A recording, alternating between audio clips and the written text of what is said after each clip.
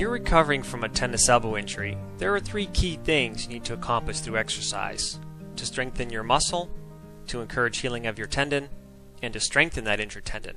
This is Alan, your tennis elbow tutor from tenniselbowclassroom.com. Now let's look at each of these important goals in detail and see how exercise helps, and very importantly, where it sometimes comes up short. The first goal is pretty straightforward. You're trying to strengthen the muscle part of your muscle tendon unit or team. Keep in mind you also want to encourage lengthening of your muscle through stretching, since tension and weakness usually go hand in hand in tennis elbow and other tendon injuries. It's often a very even combination of weakness and tension, but it does vary from person to person from what I've seen treating tennis elbow sufferers for many years. So I really encourage you to get a sense of this yourself. For some people, the priority really needs to be stretching, releasing, and lengthening, and for some, it does need to be strengthening. For example, I've seen cases, and this is more often in people that do heavier physical work, where the problem is almost all tension, not so much weakness. And I've seen cases more often in people that do computer work or something similar, where it's the opposite and the issue is almost all weakness with very little tension. Muscle strengthening is the easiest goal of the three, relatively speaking, since muscles get stronger much faster than tendons, and they are more forgiving about when and how much you challenge them with exercise. The key thing to understand is the limitation is almost always your tendon, as tendons are made of different tissues than muscles. They heal more slowly, and they need much more careful attention, which leads us to goal number 2 of exercise: healing your muscles and tendons. This is where it gets challenging, because there's a big jump between just strengthening your muscles and healing and strengthening your tendons when you have a tendon injury. When you have true tennis elbow, by definition, you have a tendon injury, and there's a good chance you have some injury to the muscles as well, especially where your muscle transitions into your tendon. So the healing process we're about to talk about may very well apply to both your muscle and your tendon, but in order to keep this tight, we're going to focus on your tendon for now. Muscles and tendons have a similar but not identical healing process that has 3 distinct phases or stages. First is the inflammatory stage, followed by the repair stage, and finishing up with the remodeling stage. And this final stage is very important but often overlooked. As with home improvement, remodeling is the remaking or improving of stuff that's old, broken, or otherwise not up to snuff.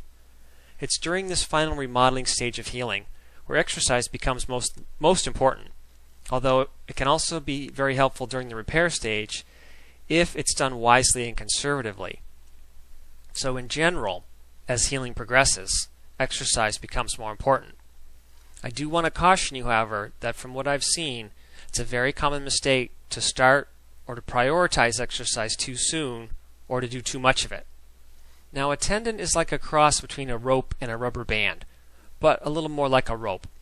It's made mostly of collagen, the most common protein in your body. And what your body's trying to do through this remodeling process is to take the initial collagen that forms during the repair stage of healing, and it starts out all poorly aligned and messy and weak, and it's trying to replace or remodel it into better, stronger collagen that's aligned with the rest of the collagen in your tendon, making it a much stronger repair. Now, wouldn't it make sense that there'd have to be some repair and some new collagen created in the second stage of healing before it can be made better and stronger in the third? In other words, you need to have new building materials to remodel, don't you? Have you been trying to do exercises for your tennis elbow but find that you just don't seem to be making any progress? Or they just seem to aggravate your pain? Well, maybe you haven't made much, if any, progress in the first 2 stages of healing, regardless of how much time has passed. Well, my position is that most of the time it doesn't really make much sense to make exercise the priority through the whole healing process, because it's not the most efficient way to stimulate and help the repair stage. I'll expand on that in the conclusion. First, let's talk about goal number 3, strengthening your tendon. When we compare muscle strength to tendon strength, we're really talking about 2 different kinds of strength. Muscles produce power or force through their ability to contract, which is one kind of strength, and tendons transmit that force to the bones and joints they act on. And the tendon's ability to handle being pulled on without tearing, like a good rope, is another kind of strength. What tendons have is something called tensile strength. The short version is that a tendon is supposed to sense and adapt to the increasing forces generated by its muscle by slowly improving the quality of its collagen fibers, which increases its tensile strength. And that's a very different process from how muscles get stronger. The challenge is to find the right form, amount, and timing of exercise that will stimulate and stress the tendon little by little in a healthy way that encourages it to adapt and strengthen without damaging it further. The big problem with moderate to severe tennis elbow is that the reverse of this has actually been happening to your tendon. Little by little, the collagen protein and other components of your tendon have been breaking down, gradually losing that which gives it tensile strength and makes it the strong rope that it's supposed to be. Have you ever noticed what happens to rubber bands when they get really old? If you ever had one break and crumble on you, then you probably noticed that the rubber had deteriorated and become brittle and weak. Well, that's the best analogy I have for what happens to tendons, whether it's tennis elbow or some other chronic tendon injury. This is the essence of what's called tendinosis, if you're not familiar with that term yet. For more on that, see my video called What is Tennis Elbow? Tendinitis or Tendinosis? So the most important goal in the healing and rehab of these kinds of injuries is the reversal of that degeneration process. Medical researchers are looking for the perfect formula of exercise that will do that by stimulating healing and repair and strengthening the tendon. See the link that's in the article that accompanies this video. And although exercise alone has been shown to work to some extent, especially eccentric exercise, which has been getting a lot of attention, it looks to me that researchers have found there are so many variables, as in the type of exercise, as well as how hard, how often, and the amount of time spent exercising, that they still don't know what the ideal formula is. Which brings me back to the question of whether exercise is really the most efficient way to heal your tendon in the first place. Should exercise be your highest priority through the whole healing process? Or is there a higher priority in the earlier stages of healing that you'll make more progress by focusing on? I recognize that some tennis elbow sufferers do seem to have success with exercise alone, but my guess is they're most likely in the early stages of the injury before much damage has occurred.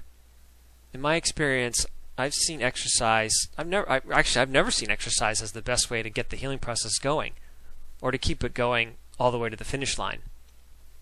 It doesn't seem to work very well, especially once there's a full-blown, moderate to severe injury. The best natural non-invasive way I know of is the highly focused manipulation of the tendon by hand. In other words, advanced massage techniques, which are referred to as manual therapy in the medical and physical therapy world, although they seldom have time to actually do any of it in a typical physical therapy session these days, it seems.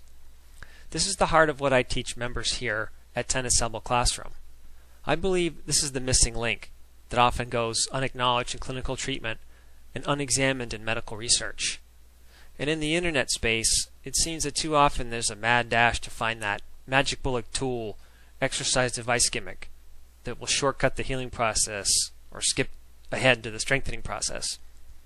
Be careful of quick fixes and shortcuts. There really aren't any. Better to learn and understand the principles of healing and do what you can to support that healing rather than chasing symptoms or shortcuts. I promise you that tendons can and do heal. They just take time and, most importantly, the right support. This is Alan Willett, Tennis Elbow Tutor, and I invite you to learn more, join the conversation, and watch more videos not available anywhere else at tenniselbowclassroom.com.